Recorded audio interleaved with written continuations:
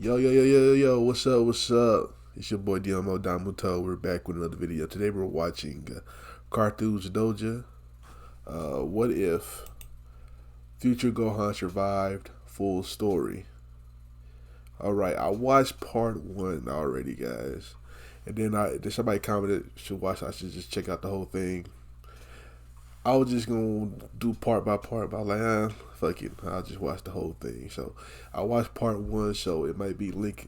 I'll probably put a link down below, or it might be floating above me over here in this area, or at the end of the video. Y'all can watch part one there. But so I'm starting with part two for people that watch the intro. Part two. Gohan looks up from the ground. What do you mean? Gohan says while drying his eyes. Goku responds, Look over there. By the way. Goku points towards present Gohan. He wants to be a scholar one day, and I don't even know what that means. He's smart and kind, but he's also dormant. There's a power inside him, inside you, that's only unlocked by your emotions. Your true emotions. Future Gohan's eyes shift back to the ground. I gave up on who I wanted to be. There's no need for scholars in the apocalypse, so I became what we needed, a hero. Some hero I turned out to be. I don't think I've saved a single person. You were so much better. I don't know why I felt like he about to say I tried that. To be Some like hero you I'm about to be. because Some hero I can't You be. would have won. I'm not a hero, Gohan. Goku says, looking at his son from the future once more. I just like to fight. I just hate cruelty. I'm just me, and I think you should start being you. Gohan looks up again, smiles, and stands up. Aww. Thank you, Dad. The heartwarming scene is cut short by present Gohan. He's shouting about Piccolo and Tenshinhan being in trouble. Goku quickly senses what's going on and teleports over to them, saving them before Cell could finish them off, just as he did in the original. Shortly after Goku returns to the lookout with the two, Vegeta and Trunks are exiting the Room of Spirit and Time. Bulma comes to lookout to give out new sets of Saiyan armor. She has one for everyone, including future Gohan, but he doesn't want one. Vegeta says he'll defeat Cell, and Goku says he won't complain if he does. With that, Vegeta and Trunks fly off. Goku asks Mr. Popo how many people can go in the time chamber at once, and Popo walks over towards the three remaining Saiyans, saying that a maximum of 2 for a year can fit. There aren't enough supplies for more than that, especially with the way Saiyans eat. Goku's expression changes to a confused one. I thought so. Alright, Gohans, quickly, power up for me. The two Gohans power up to their full capabilities. Future Gohan is clearly the stronger of the two right now, as his Super Saiyan multiplier is a gap that is insurmountable for present Gohan. Goku thinks for a second, and then he points to present Gohan, who is visibly confused by the choice. He says that he's not as good at fighting as they are, and that he's the weakest person on the lookout. Not to mention the fact that future Gohan can already turn Super Saiyan, a power that's eluded present Gohan for the time being. Future Gohan kneels down to his present counterpart and tells him to trust their father. Present Gohan nods and enters the chamber with Goku.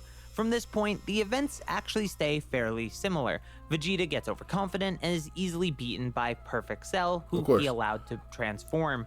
Trunks uses a useless transformation. Goku discovers the true Super Saiyan solution in the time chamber. Cell decides to hold a tournament and makes a TV announcement about it. Now, with everyone on the lookout again, Goku and Gohan step out of the time chamber. But to everyone's surprise, they're both Super Saiyans, and they're early. It hasn't been a full day yet. They are caught up on the Cell situation, and everyone mentions the order for re-entering the time chamber, but Goku says he still has a few hours left on his turn, and someone else didn't get to go in at all yet. Goku points at future Gohan. He tells them that most of his and present Gohan's training time was spent on finding the way to evolve the Super Saiyan form and teaching Gohan how to use it in general. But now he knows how to do it, and this Gohan can already turn Super Saiyan. Vegeta wants to say something back, but he can't. The sight of the natural state like Super Saiyan is baffling him. So future Gohan and Goku enter the time chamber. The two begin to train in Super Saiyan, and Goku shows Gohan how to use Super Saiyan as if it was his normal state.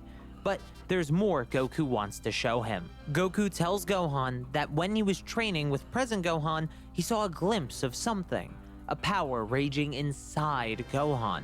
While Gohan is in the time chamber, Goku wants Gohan to think about who he wants to be, scholar or fighter or something else. That'll make him stronger in the end, closer to achieving that power. With that advice in mind, their training proceeded on for the next few months they had in the Room of Spirit and Time. Goku actually got a decent amount stronger from this, but just like in the original, he's still no match for Perfect Cell, and he's banking on the Gohans for that fight. Goku and the two Gohans spend the next 9 days around their home and trying to be at peace, as Goku saw no need for them to go into the Room of Spirit and Time again. During the 9 days, Goku of course gets Dende to be Earth's god and does some light training with his sons every 3 days, until the time of the Cell Games has finally arrived. This is where things, strangely, stay the same. Everything from Hercule fighting Cell to Goku giving up to present Gohan taking over and turning Super Saiyan 2. As we all know, Gohan was overconfident as a Super Saiyan 2. The rage that was the foundation of this form was also its biggest weakness.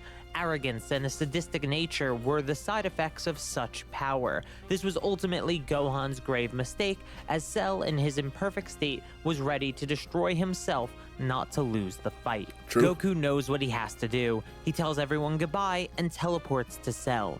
As Krillin screams Goku, future Gohan screams father, but it's just no use.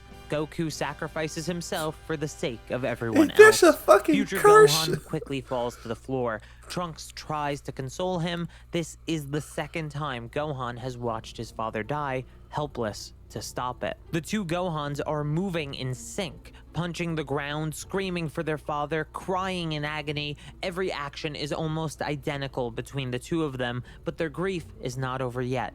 Cell is nowhere to be found in the afterlife, and a swirl of energy erupts on the battlefield. A death beam flies out of the dust and strikes Trunks down. Right above future Gohan, his student is killed, landing on the floor in front of him.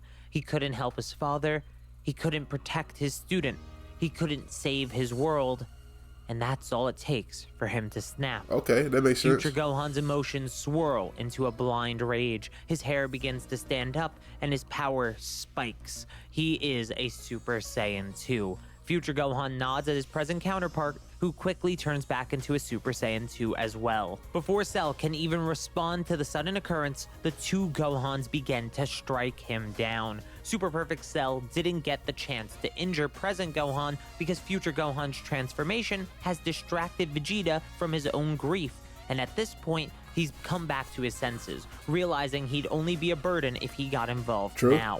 The two Gohans knock Cell to the ground and back away to either side of him. They both begin to charge a Kamehameha. As they do, Cell slowly begins to stand back up, but before he can make it all the way, they release the Ki Blasts. This blast looks very similar to the one created by Cell and Gohan in the original version of this fight, but instead of being Cell rivaling Gohan, it's two Gohans destroying Cell in a cooperative effort. Was Gohan stronger though? Without anything more to say, Was Gohan stronger though? defeated. You gonna let us know? You gonna let us know? Part 3. The two Gohans have, in sync, defeated Cell with twin Kamehamehas, after which the two fall to the ground once again in base form, a slight smile on their faces as they have won the day. The other Z-Fighters go and get the exhausted Gohans, Piccolo takes future Gohan, and Yamcha takes present Gohan. They bring the two Gohans together before flying off, and Piccolo says, "You two did well. I'm sure he's proud of you." Everyone goes back to the lookout where they use the Dragon Balls to revive those killed by Cell and to give Senzu to both Gohans. And just like the original, Goku telepathically tells the Z-Fighters that he should stay dead for the sake of Earth, since most threats come because of him. Before Goku says his final goodbye, future Gohan asks Goku a single question. As future Gohan speaks to Goku, the Android 18 scene plays out with Krillin trying to restore her humanity, but ultimately settling for her bomb being removed.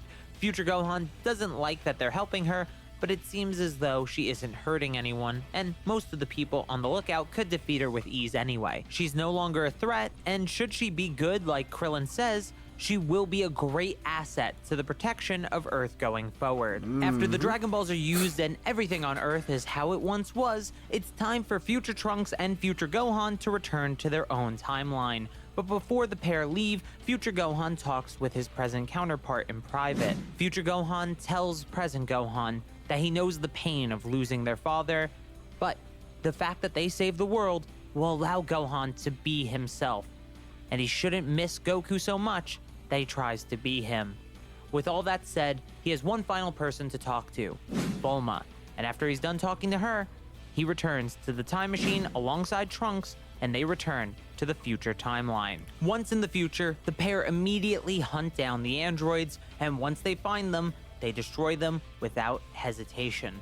This, of course, leads to a time skip and the reveal of Cell, who wants the time machine to go back and get the androids. Once I kill you, my perfection is assured. Trunks begins to step forward to face Cell, but Gohan extends his arm and shakes his head. I'll finish this. Cell begins to laugh maniacally, confident that Gohan cannot let touch let him. little But that nigga changes do when it. Gohan turns Super Saiyan 2. The beatdown begins, and it's absolutely brutal. Gohan is tossing Cell Well, he didn't around need like to a turn Super Saiyan 2 ragdoll, for him. and finally slams him into the ground. Gohan takes both of his hands and puts them above his head, charging a Masenko to end the fight. If only I was perfect. Super Saiyan 2 is Gohan looks overdoing it. down and pities the creature, born with a disgusting purpose and of genetic splicing. A creature that nature would never make must feel the torture of such a label. Gohan opens his mouth and responds, "No one is." And with that, the Masenko is fired and Cell is erased in his entirety. No nucleus left to bring him back now. The androids in Cell have been defeated, so Gohan and Trunks return to Capsule Corp to meet up with Bulma. As they do, in the afterlife on King Kai's planet, Goku has his hand on King Kai's back and begins to pull it away. I always knew he could do it. Earth will be fine with him around, don't you think, King Kai? King Kai nods and then motions his head to something behind Goku. All right, back to it then. Behind Goku was Bunch of Yamcha, dead niggas, Chaozu, okay. Tenshinhan, and Piccolo. Even in the afterlife, the Z-Fighters continued their training. The journey to become the strongest doesn't end when you pass on, and now it can continue without worrying about the people of the world they left behind. Everyone gets back to sparring and training, everyone except Piccolo, who looks downwards, arms crossed with a smile on his face. The silence is broken by Goku's voice. Piccolo, you're sparring me this time. Piccolo takes off his cape and turns around. He faces Goku just as he did all those years ago. The last generation may finally find peace. Back on Earth, Gohan and Trunks have just arrived at Capsule Corp and are with Bulma because Gohan Well, how has far a the plan. story going, though? Back in the present, Goku found New Namek, and on that planet, he got Dende to be the new god of Earth. They were even able to restore the Dragon Balls. They won't be able to revive the Z-Fighters because it's just been way too long and their bodies have decayed, but they can revive those killed on Earth recently. A way to revitalize what remains of the population on Earth after the androids ruthlessly killed them and Cell absorbed them for power he needed to absorb the androids. Bulma says that's a good plan, but without a ship or a location, they could never get there, even if they searched for years, and she knows because she's tried. Before Bulma can be any more negative about the plan, Gohan says he's come prepared and pulls out a capsule containing a spaceship similar to the one Goku used to reach Namek in 6 days that he received from present Bulma. And if you remember, before Goku said his final goodbye, Gohan asked him a single question. That question was, where is New Namek? While Goku couldn't give an answer better than a vague direction, King Kai stepped in and gave a specific location. Gohan relayed the location to Bulma, and she checked to find out how long it would take to get there. It's further away than the original planet Namek, so it'll take 20 days for a round trip on the ship. And so, that's what Gohan does. He tells Trunks to stay just in case anything bad should happen on Earth while he's gone, and flies off to New Namek the next day. Not much to say here. As the journey goes on, Gohan does a mix of 100 times gravity training as well as studying. With Earth safe, maybe he can be a scholar once again. Okay. Once Gohan arrives on New Namek, he's recognized by a much older and taller Dende than he remembers. He tells Dende what's going on, and Dende agrees to become the god of Earth. The journey back is another 10 days of studying and training until eventually they land on Earth. Using the dragon statue at Kami's lookout provided by Mr. Popo, Dende restores the Dragon Balls to their former glory, giving them the new perk of 3 wishes, or only 2 wishes if they wish back large groups of people at once. With the 2 wishes, they revive everyone that is able to be revived and restore the planet to the way it was before the androids. Buildings, streets, forests, and more were all restored to how they used to be. Okay. The future was peaceful and safe. Beautiful, but beautiful. Safety and peace cannot last forever. Hell no. More threats would soon arise, and Gohan and Trunks will have to be ready to face them in the not too distant future. Having survived what is normally his final encounter with the androids, traveling to the past with Trunks, and coming back to the future to defeat the androids in Cell, as time went on, new threats would arise, such as the threat of Babidi, Dabura, and Majin Buu. With the help of Gohan, the threat was even more easily taken care of than it was originally in the future timeline. However, they were still unable to save the Supreme Kai, and thus, Beerus also died. Things would seem peaceful for a few more years until the arrival of Goku Black. Yeah, Before we dive deeper into that story, though, make sure you hit that like and subscribe button if you want more Dragon Ball content. A city was erased in an instant, casually destroyed, and the life within it gone without a trace. There was no way that Gohan and Trunks could ignore it. So they fly over to the scene of the destruction, only to see a single man flying above it all. A man dressed in black and gray, with a face that was undeniably the face of Goku, the face of Gohan's father. Without hesitation, Gohan flew towards the man who had committed the genocide, not because he was evil, but because Gohan thought somehow, someway, his father had returned to life in this timeline. Trunks wasn't blinded by nostalgia like Gohan, though. He could sense that this energy wasn't Goku's. That face was a lie. As Gohan willingly flies towards an inevitable trap, Trunks transforms into Super Saiyan 2. He had learned the form in the time since the defeat of Cell, and blitzes ahead of Gohan, striking down the imposter. That is probably fucked up for Goku Gohan Black is buried under a pile of rubble on the ground, but he's definitely not defeated. Gohan grabs Trunks by his jacket and asks what he's doing attacking Goku, but Trunks tells Gohan to snap out of it. No matter how much he wants it to be him, that isn't his father. Gohan senses Black's ki, finally realizing that he's right. This was the enemy, the latest threat to the future timeline. The rubble on the ground erupts, and Goku Black arises from it.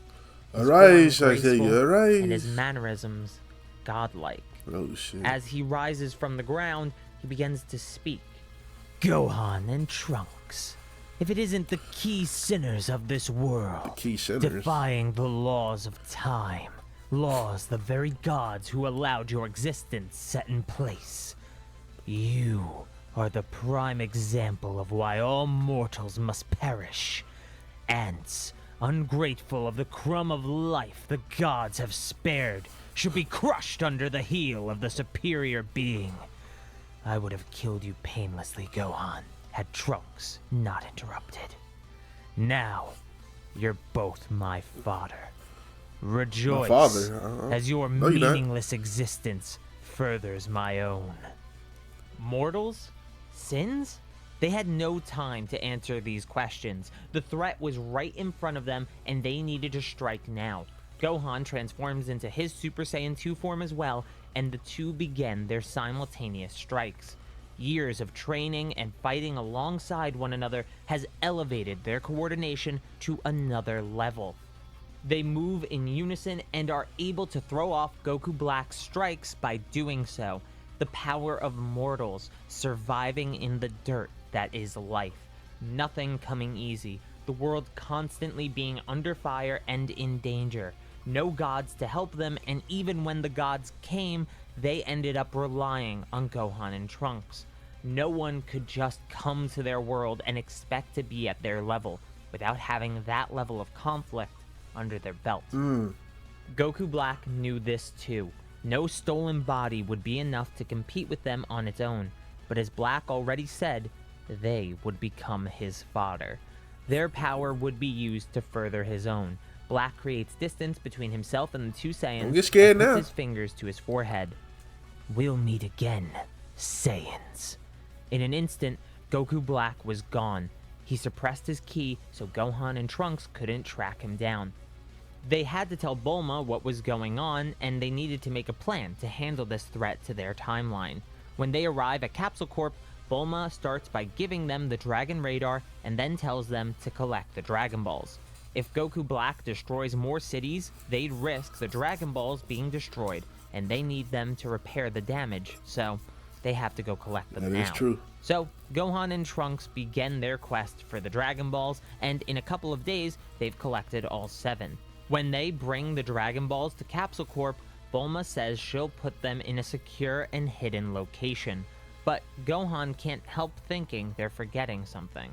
There's no time to think about that though. In the distance, Goku Black's ki has reappeared, but he feels stronger this time. The more Goku Black uses the body he stole, the more he becomes accustomed to its power. This process would repeat on loop for around a year. In the beginning, it was Goku Black escaping Trunks and Gohan, but as time went on, it was Goku Black allowing Gohan and Trunks to survive for him to further his power even more. Bulma realized what they needed to do during that year and made more fuel for the time machine. With a little time and ingenuity, Bulma was able to make enough fuel for one trip to the past. Gohan and Trunks having worked alongside the human resistance to keep Goku Black away from Bulma's last lab. When the fuel was finally ready, Bulma handed it off to Trunks and Gohan, telling them both to travel to the past, not just to get help from the Z-Fighters, but also to train with them, as they did before. Right. Gohan and Trunks understand, so they get ready to make their move, and as they do, Goku Black attacks the lab, angered that the mortals thought they could hide something from him. As he originally did, Black snatches up Bulma. Trunks almost goes back for her, but she tells him to run, and Gohan grabs Trunks, running away with him. Bulma has died at the hands of Goku Black, and there was no time to grieve her passing. Gohan and Trunks make their way to the past, where We'll be a Super Saiyan race right there. Pretty much identically to the original story. So, characters like Beerus, Whis, and even the Pilaf gang are around. Gohan and Trunks are in much better shape than Trunks was on his own in the original version of events, so while they're surprised to see that Goku's alive, they don't think he's Goku Black as Trunks did in the original story in his panic. They explain how they handled the androids, Cell, and even the threat of Majin Buu at the cost of Supreme Kai's life. Beerus glances at Whis with a bit of terror in his eyes, but doesn't say anything out loud.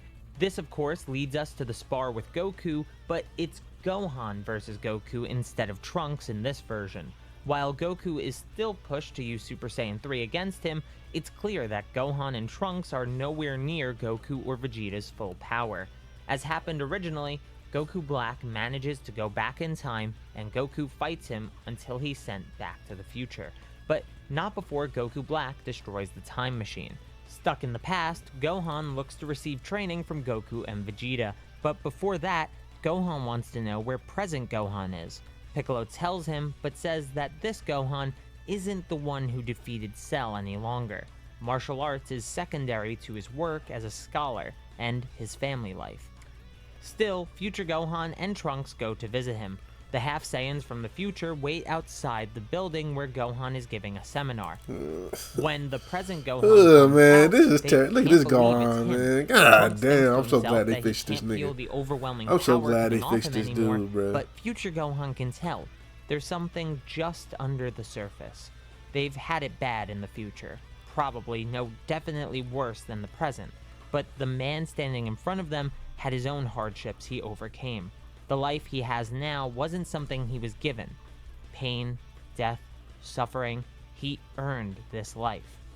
And that power under the surface was ready to reawaken at a moment's notice. should any danger to his planet arise again. Present Gohan insists that they come over for dinner, but before future Trunks can be flustered by the offer, future Gohan tells his counterpart that they already have arrangements for tonight, so perhaps another time. Future Gohan and Trunks are about to leave when present Gohan asks if they were able to save the future. Trunks almost tells Gohan what's going on, but future Gohan once again steps in and says that they did. Holding back his tears as he speaks, he says that they just wanted to visit and check in on everyone. Present Gohan tells the two men from the future that they're welcome to come over for dinner anytime they'd like. They accept his offer and fly back to Capsule Corp. Trunks asks why Gohan didn't tell his counterpart about Goku Black, and Gohan tells Trunks that he earned his peace. It's time they earned their own. Once they get back to Capsule Corp, Gohan and Trunks are ready to train with Goku and Vegeta, but a different plan has been made. Whis and Beerus don't like the idea of time travel, but the death of the Supreme Kai seems to be the biggest issue here. Since Beerus doesn't want to see another time machine in his universe, he'll make a deal with them. Beerus destroys the time machine that Bulma was working on in an instant. Whis says he'll take them to the future timeline, and since they mentioned that they have Dragon Balls there, wishing Supreme Kai back to life would also bring Beerus back. Beerus can take care of this Goku Black figure with ease. Whis also says that he'll inform his future counterpart to train Gohan and Trunks as well, so they don't ever feel the need to travel back in time ever again. That's a good idea, Beerus. Should that suffice? Both Gohan and Trunks bow to Beerus and Whis, thanking them for all their help and promising to never return to the past again. So, they travel back to the future with Whis and retrieve the Dragon Balls from their hidden location. Can Whis do that? Shenron on the lookout where Dende has been hiding. Can he? Once summoned, they first restore the bodies of Kibito and Shin, then, with the second and third wishes, they revive them. Whis takes them over to the place where he senses the Supreme Kai, and as they arrive, Goku Black does as well. He sensed the revival of the Supreme Kai and was there to end him once again. Oh, if it isn't Goku Black. Unfortunately, as an angel, I'm not allowed to fight you, but thankfully, I'm far faster than you are. Without another word, Whis flies off with Shin, Kibito, Gohan, and Trunks. Their destination, Beerus' planet. Whis is flying away from Earth, moving faster than Goku Black can hope to keep up with, even if his stolen body could survive in the vacuum of space, which it may be able to, we're not really sure. As they fly, the Supreme Kai thanks Gohan and Trunks for his revival, but asks where they're going. Whis interjects and says they're headed to the planet of the god of destruction, Beerus. Shin looks to Whis with confusion and asks who he is as well. You should know who I am. I'm Whis, the Angel of Universe 7 and the attendant of Beerus. Shin simply shakes his head. He knows who Whis is, but Whis shouldn't be around since Beerus was dead till only a few moments ago. There's no way for him to have been on Earth that quickly. Whis can see the Supreme Kai is catching on, but tells him not to worry, as all should be made clear very, very shortly. So, they continue until they arrive on Beerus' planet, where they are met by Whis. The future version of the angel greets his present counterpart. Ah, so you're me from a different timeline. I suppose you're the reason Lord Beerus was revived then? Yes, Lord Beerus didn't want any more time traveling to occur, so he sent me here with these two half-Saiyans to help them revive your missing god of destruction. Future Whis understands, and present Whis explains the threat of Goku Black, but also adds his and Beerus' suspicions that Zamasu is somehow involved with this Goku Black situation based on the key he felt from Goku like this. Black. I like this little switch up right Whis here. Decides to check his staff to search for Zamasu's current location. When he does, he's shocked to find that Zamasu is on Earth right now. At the very least, he's working with Goku Black. This confirmed Whis' suspicions, so he says he'll head back and inform present Beerus about Zamasu's involvement. Before he goes, he asks where Beerus currently is. Future Whis says that Beerus died in his sleep, so he should be waking up at any moment. This surprised present Whis, since Beerus should have woken up a while back to find the Super Saiyan God. The two Whis briefly discuss their differences, and present Whis learns that Beerus went to Vampa in search of the Super Saiyan God instead of going to Earth.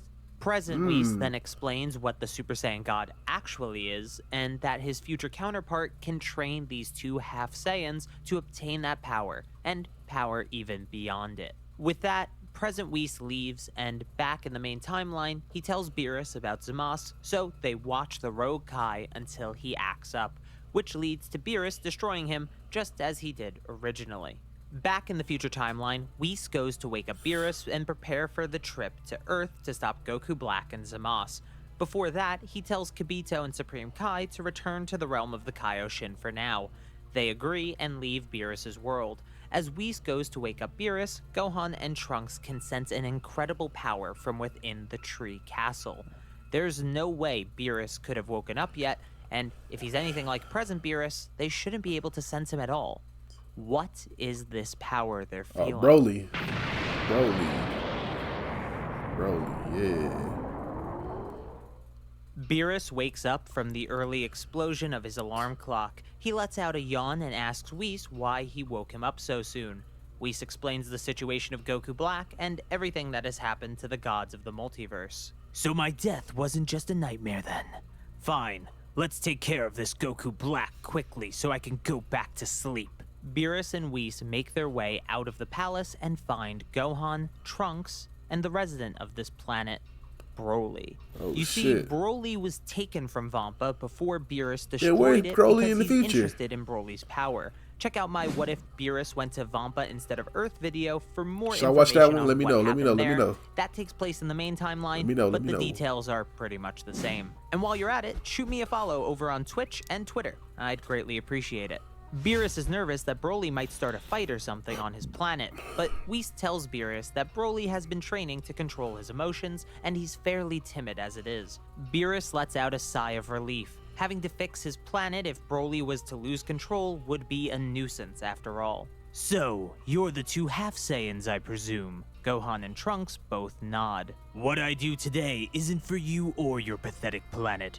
I'm taking down a rebel god for the sake of the multiverse. And to gain Zeno's favor. Right, my lord? Beerus nervously shifts his eyes to Whis, but it's clear that that's part of his intentions. Whis tells the three Saiyans that they're all going to Earth. Once there, they can watch the God of Destruction work and understand the power they'll be striving for in the near future. The three Saiyans nod, and they begin their flight to Earth. Once they arrive, they are immediately met by Goku Black, and even more surprisingly, I wonder, do Gohan have Zamasu. the ability? Beerus doesn't hesitate. So y'all think Gohan? I'm sorry, I'm trying to pitch it to the story, but y'all think Gohan had the ability to go, or Trunks had the ability to go Ultra Instinct, or do any of them have the ability to go Ultra Ego? Because you know what I'm saying, 'cause Ultra Ego is more. I don't think they're not their character, so Ultra Instinct is more attainable for them, probably, huh? But then again, they have been living in a dark past, so their personality is a little different than the actual Gohan and Trunks. So they might be feeling dark and shit to have the Ultra Ego power.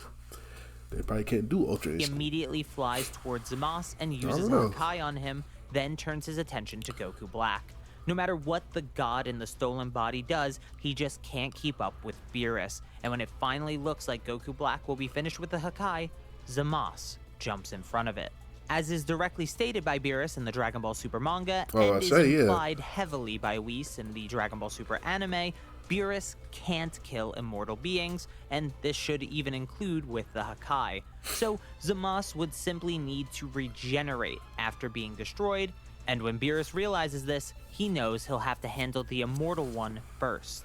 Whis, are you sure this Saiyan brute is able to control himself now? Whis nods, so Beerus tells Broly to go after Goku Black, but warns him if he loses control, there won't be a second chance for him. Broly flies in and begins to fight Goku Black. Even in his base form, he seems to be well equipped to handle Super Saiyan Rose Goku Black. However, Goku Black is getting stronger as he fights. It's almost a reversal of what happened in the Dragon Ball Super Broly movie. Beerus tells Whis to ready the sword, and Zamasu is well aware of what's about to happen, the sealing technique of the gods.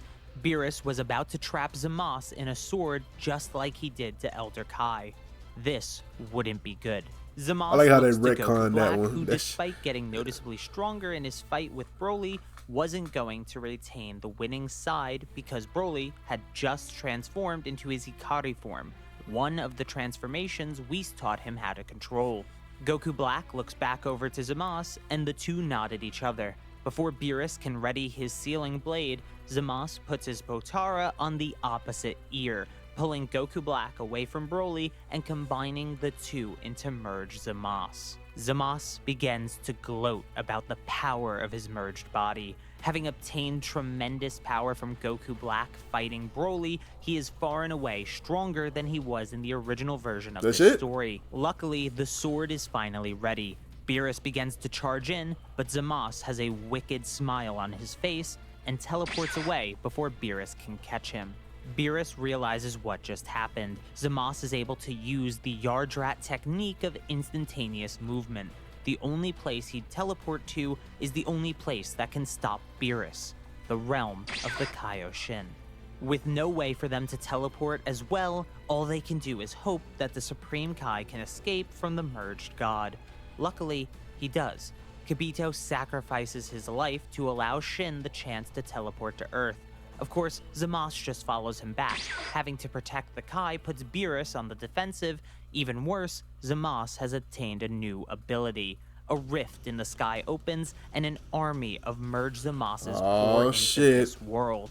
They were weak enough for Beerus to handle, but this would occupy his time since any one of them could kill Shin by themselves. Broly flies towards the original merged Zamasu and begins to fight. Unfortunately for Broly, despite being more powerful, Beerus screams that they won't know what'll happen if the mortal shell containing the immortal half of Zamasu is destroyed, so Broly can't go for the kill. They exchange blows, and eventually Broly turns Super Saiyan, another form that Whis taught him how to control in an attempt to physically overpower and restrain the merged god. At first, this works, but Zamasu is still growing in power and acclimating to Broly's strength. This growth closes the gap between them and causes the battle to be determined by who can grow faster. Zamasu is already deteriorating into his purple arm form, but with that form comes power. Slowly but surely, it seems like Zamasu's relatively similar strength but superior technique is overtaking Broly, and Beerus is struggling to keep up with all the clones that are still pouring in. It's all over. The universe will be Zamasu's after all. Gohan and Trunks have failed the future timeline. Come on, Trunks and Gohan. Is what I would say if the two Half Saiyans had given up. In the commotion, Gohan and Trunks were able to grab the sword Whis had made for Beerus. Gohan flies between merged Zamasu and Broly, using a solar flare to distract him, allowing Trunks to land the final slice on the god and seal him away for good. With merged Zamasu sealed, the rift the clones came from is closed, and the clones themselves begin to disappear. Broly is able to revert to his base form, exhausted from his fight. This is where our conflict ends, but not our story. After celebrating their success and restoring the world to how it once was with the Dragon Balls, Gohan and Trunks are told they are to go to Beerus' planet regularly for training with Whis. The present version of Whis revealed what the Super Saiyan God truly is, and a power beyond that. If they were truly to entertain Beerus one day, if they were to become his greatest rival, then he'd need them to learn this power for themselves. Of course, being tired of relying on the past for help, they accept the offer to learn the power that their fathers already know. That's dope. Beerus doesn't show it, but he's happy to see their enthusiasm, so he takes a short nap while their training commences.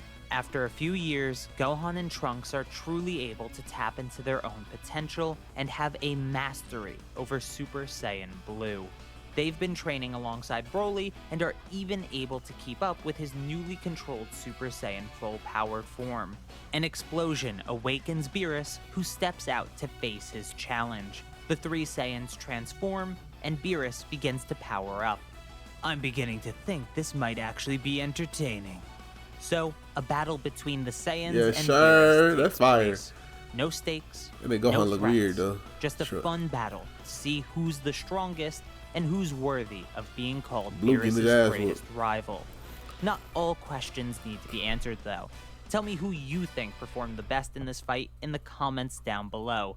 Make sure to... Obviously Broly, because he's the stronger out of two, and he's been training with Whis. Broly training with Whis, a controlled Broly training with Whis. Obviously. Alright, so... But that was a good story, though. Good story, man. Let me know if there's any other story you want me to react to. Any what-if stories from any creator. I'm just, you know what I'm saying? It don't matter if it's Carthu's Dojo or whoever, man. Whoever got a good what-if story, let me know. Anime style, of course. You like my reaction? If you like, comment, subscribe, and I'll catch you next time. Peace.